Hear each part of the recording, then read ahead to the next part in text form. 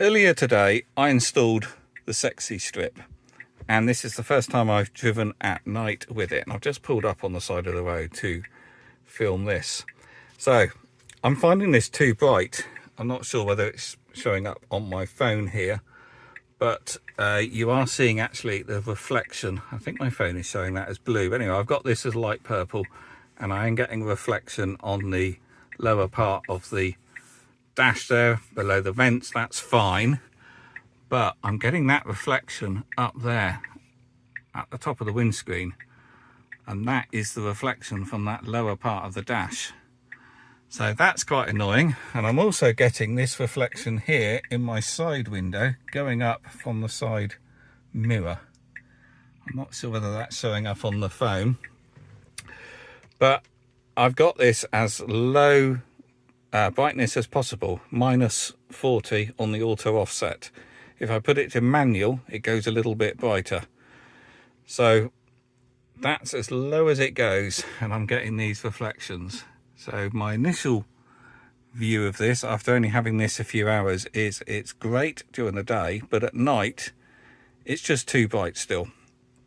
So you can turn it off, and you can make it so it's off all the time while you're driving, and it only comes on when there's a warning that needs to be displayed, such as the indicators like that, which I've got set to a pulsating green.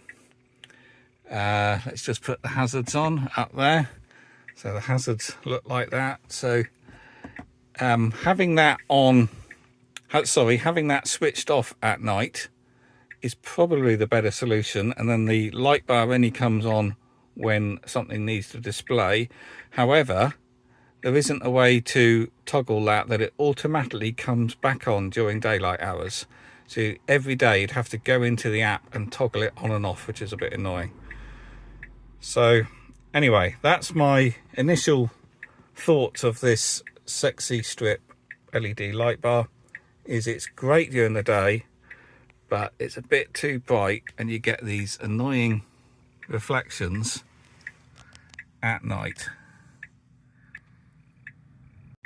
Maybe I'll just get used to these reflections and start ignoring them. But anyway, that will do for this one. If you found it useful, please do click the thumbs up, and I'll see you on the next video.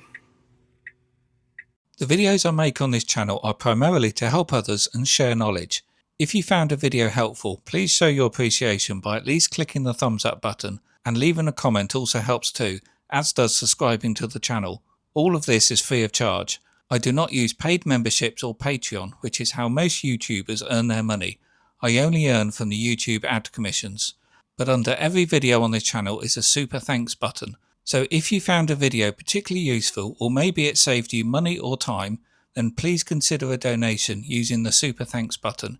You could buy me a coffee, a pint, or contribute to the running cost of this channel. There's over 1100 videos on this channel now, so please have a browse, use the search, and have a look at the playlists.